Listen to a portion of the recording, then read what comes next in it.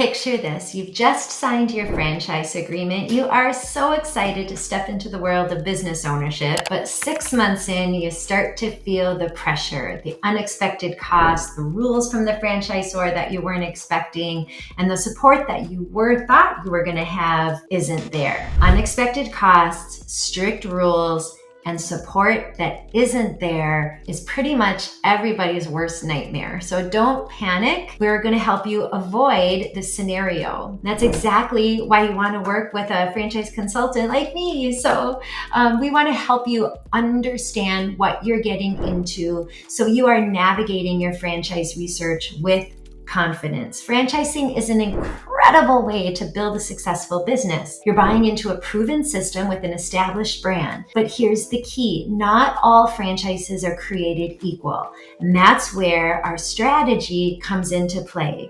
We're going to guide you with our years of experience to recognize the roadblocks and the hurdles in franchising. With the right preparation, you can avoid the hurdles and avoid the roadblocks, or at least just be aware of them before you sign that franchise agreement. It's going to set you up for long-term success. All right, first things first, let's talk about the money. The great thing about franchising is that it offers a clear pathway to business ownership, but it's important to go in eyes wide open, especially about that financial commitment. New franchisees are often caught off guard with fees that they just weren't expecting, even though they were in that franchise agreement. The good news is you don't have to be surprised. We are going to connect you with franchise attorneys who are going to help you understand item 5, 6, and 7. Those are the expenses and those are the fees. And there's a lot of notes around those brands. And when you read the fine print, you find out that sometimes those fees might be a little low, or they might only be projected out for a couple of months. And you want to make sure that you have enough bandwidth to ride out that storm. Okay, we want you to be able to budget for necessary and unexpected expenses. And it's not just about the franchise fee. That's a starting point, but the startup costs can go far beyond that. Let's talk about McDonald's. Their franchise fee is $45,000. Not too bad, but once you factor in their total startup, it can be over $2.3 million to build out a McDonald's. Chick-fil-A has a $10,000 franchise fee. People say, well, that's great. Did you know that when you buy into a Chick-fil-A franchise that you don't actually own the business or the real estate? You do not have an asset to sell at the end of that business. Let's read the FDD a little bit closer, okay? The document is packed with valuable information about fees and costs and more, understanding exactly what you're signing up for. The most important part of this is that you are going to validate with other franchisees.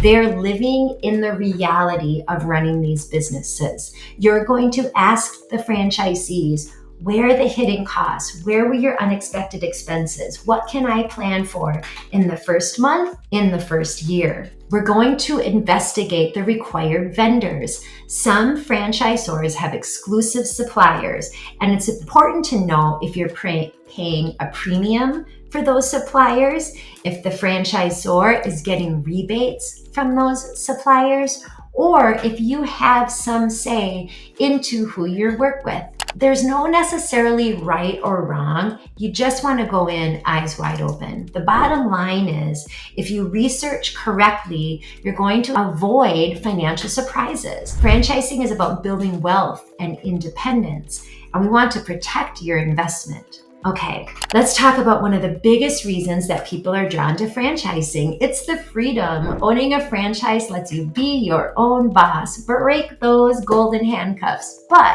it's important to understand that not all franchises offer that same level of control. Remember, we talked about Chick-fil-A. Chick-fil-A says you're not allowed to own any other businesses while you're running a Chick-fil-A as a Chick-fil-A franchisee. Yeah, you're being your own boss, but that sounds like a lot of rules and you might not be expecting that.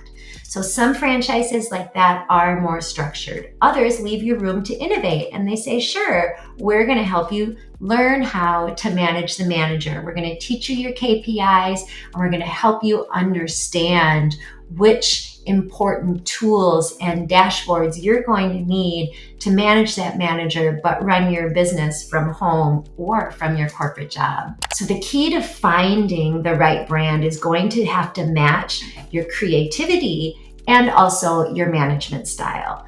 For example, most fast food chains have really strict guidelines, from the color of the uniforms, is that shirt tucked in, to the layout of the store. But that's also what makes some of them successful. On the other hand, there's franchises out there that are newer that might offer more flexibility. There's actually a handle bar out there right now that basically wants you to decorate your store with your college colors and your local sports teams. And so it's really going to give it a very local feel. So how do you feel about the balance of freedom and structure? If you're someone that wants every T crossed and every I dotted, we're going to help you find that brand that we know that their structure is very organized. If you're someone that wants to spread your elbows and be a little bit more innovative, we're going to help you find the brand that works with the owners in allowing them a little bit more creativity. The most important thing you're going to do, truthfully, talk to the other franchisees.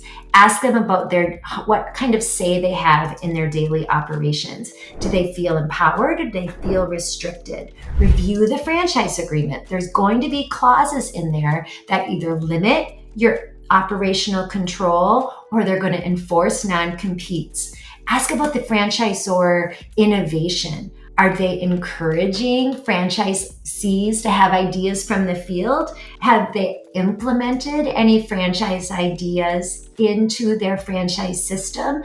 The franchisees are the only ones that are going to be able to answer that question. The great thing about franchising is that you get a vision of what you're getting into. The system can match your financial goals, but it's also going to match your personality. If you're highly structured and looking for that type of model, that is not the same system as the model that's going to say, hey, we're going to meet the first Monday of the month, and the other 30 days, you're going to figure it out. Franchising isn't just about buying the business and buying the operations manual. What you're truly getting into is a support system. That is one of the biggest advantages of franchising versus starting a business from scratch. The level of support can vary, though, from franchisor to franchisor. Some franchisors are really hands-on for the first month, and then they take a giant step back.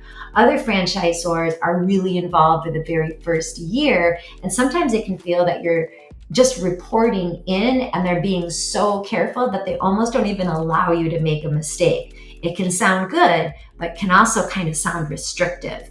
What do you think?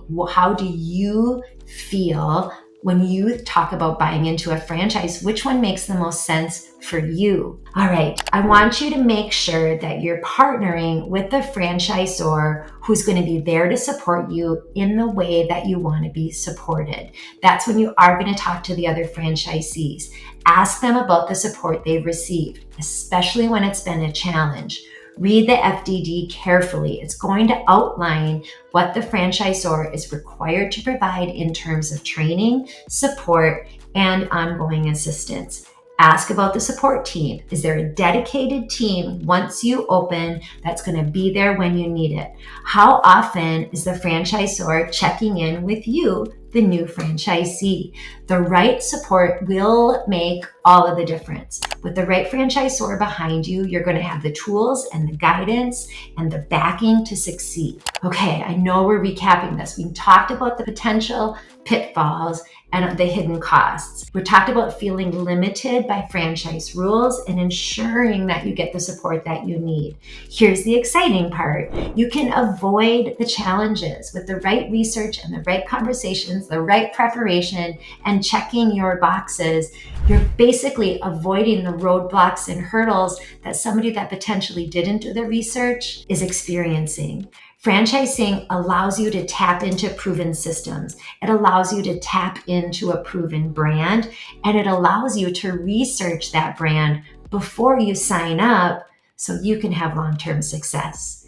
Take the time to do your homework. You have to talk to the current franchisees, you have to read the FDD, and you need to ask the tough questions from day one. If you found this helpful, please subscribe. Hit the notification if you don't want to miss out on our future content. And for sure, please remember, franchising is a powerful way to achieve your business dreams. We work with 900 plus franchisors. We would love to work with you, get to know you, and help you avoid these pitfalls when you're ready to become a business owner.